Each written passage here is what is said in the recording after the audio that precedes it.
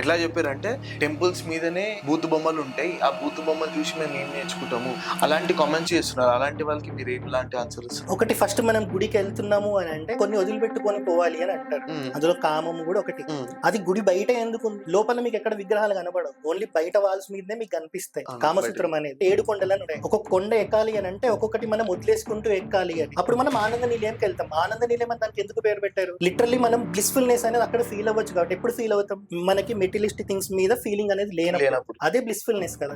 So temples కూడా మనకి educational places అన్నట్టు. సో ఇప్పుడు బయాలజీ క్లాస్ లో పిల్లలు ఎట్లా అయిపోయారంటే బయాలజీ క్లాస్ లో సెక్స్ అనే టాపిక్ తీసుకొచ్చినప్పుడు అందరూ సిగ్గుపడతారు. మనకప్పుడు అవన్నీ లేవు. లిటరల్లీ ఎడ్యుకేషన్ అనేది ఎలా ఎడ్యుకేట్ చేయాలో అలానే ఎడ్యుకేట్ చేశారు. అది విజువల్ గా చెప్పి ఇంకా బాగుంటది అనుకొని అక్కడ చెక్కినట్టున్నారు తప్ప, సో గుడిల నుంచి నేర్చుకోవాల్సింది అది తప్ప.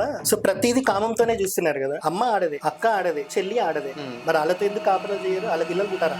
భార్యతోనే ఎందుకు చేయాలి?